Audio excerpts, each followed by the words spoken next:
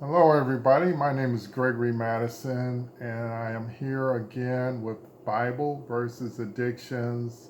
I started a series on Habakkuk chapter 3, verse 19. And as I stated before, I don't know how long this is going to last because there's so much found in that passage that we can draw from in answer to addictions.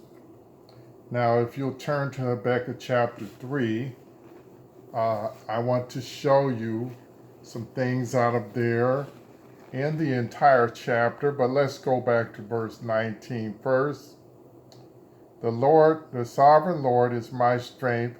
He makes my feet like the feet of a deer. He enables me to go on the heights. Now, one thing I notice about this passage that I want to talk about today is that it signifies the stability that is found in the Lord when He gives us strength and stability along with security. Security goes with stability. And I was just this morning, I was writing on Hebrews, one of my books I plan to present in the future, a book relating to addictions from out of Hebrews.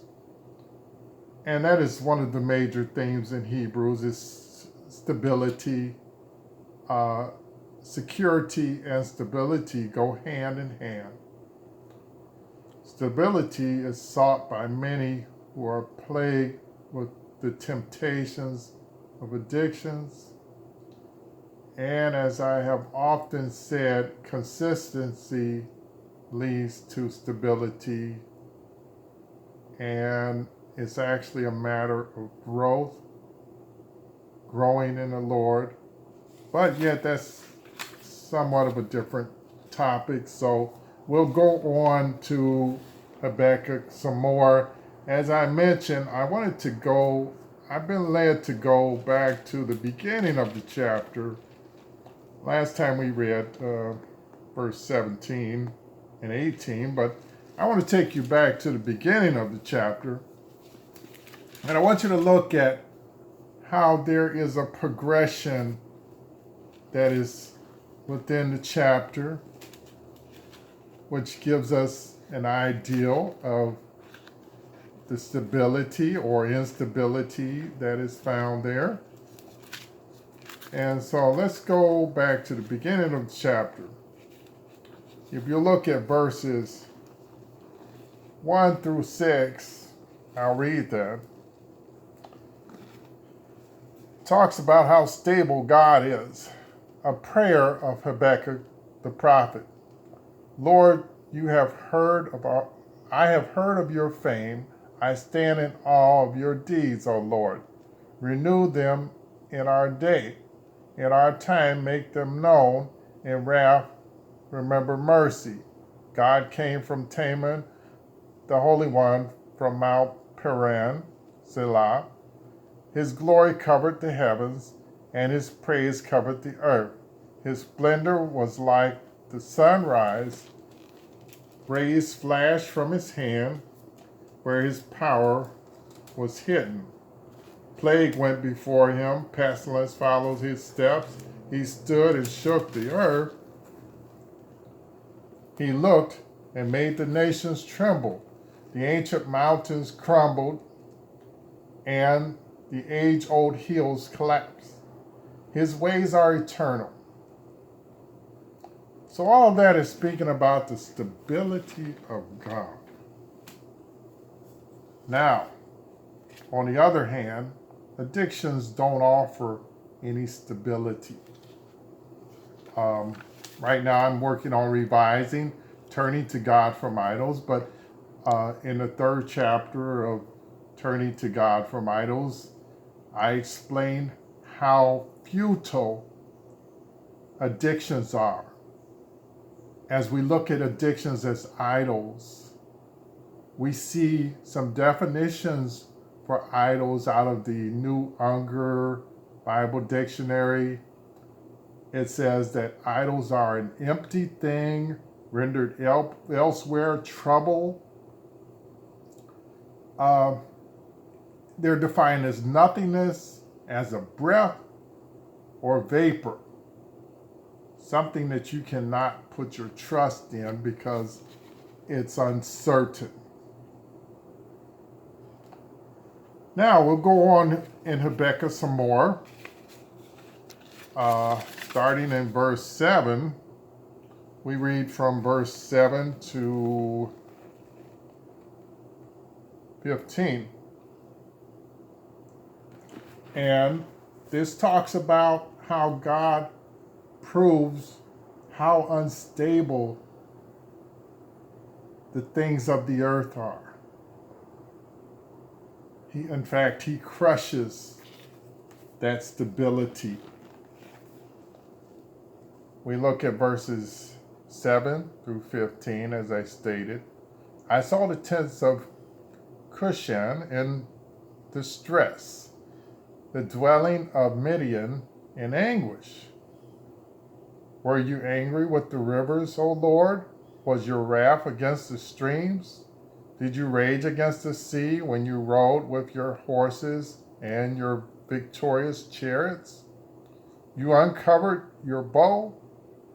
You called for many arrows, Selah. You split the earth with rivers. The mountains saw you and wrenched. Torrents of water swept by. The deep roared and lifted its waves on high. Sun and moon stood still in the heavens at the glint of your flying arrows, at the lightning of your flashing spear. In wrath you strode through the earth, and in anger you threshed the nations. You came out to deliver your people, to save your anointed one. You crushed the leader of the land of wickedness. You stripped him from head to foot, Selah. With his own spear you pierced his head. When his warriors stormed out to scatter us, gloating as though about to devour the wretched who were in hiding. You trampled the sea with your horses, churning the great waters. So here we see where God triumphs, and he is up over all. He proves just how stable he is and how unstable the things of the earth are. In fact, this was something that the Apostle Paul instructed Timothy to warn the believers about, that Timothy ministered to. In 1 Timothy chapter 6, we see where Paul was instructing Timothy to warn people not to put their trust in the things of the world.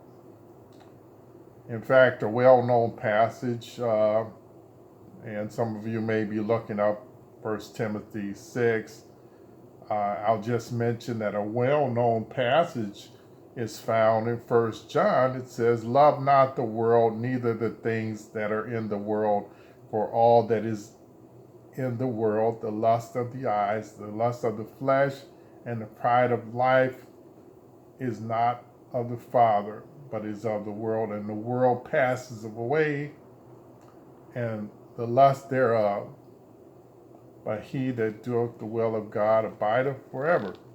So in 1 Timothy chapter 6, verse 17,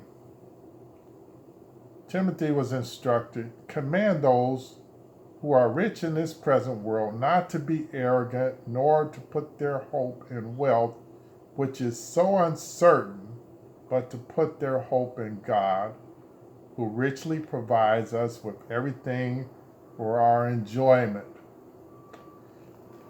I don't know about you all, but ultimately I did not find any enjoyment in addictions. They only brought ruin within my life. And such it is with everything that is not of God. Um, Sometimes it may seem like it, that these things are pleasurable, but then we're also told that it's only for a moment. Um, and besides that, they are displeasing to God. I don't like to hark on the fact of addictions bring so many consequences before I mention the fact that they do not please God. God doesn't like it. I see my time is fleeting, and so we'll just have to pause for now. I was hoping to get through the whole chapter with you, but I tried to keep the video kind of short. So anyway, we'll just pause from Habakkuk, uh, where right there we left off at verse 15. And the next time I will go on to show you some more things about this stability, instability, and in the future we'll be talking about sanctification, which simply means that we become more and more set apart unto God. We build our trust in God more and more, which uh, allows us to be set apart to Him and distance ourselves from the things of the world, or clinging to the things of the world. So anyway, I'd like to welcome you all, as always, to join me on my Facebook, Bible versus Addictions. You can find my a list of my writings at turningtogod.com. And I would like to welcome you also to my Facebook page, Quality Christian Resources on Addictions. I'm trying to find as much as I can, which would be profitable to all. The best type of material I can find is Bible based. So take time to look at that. In the meanwhile, may God bless you and keep you. Thank you.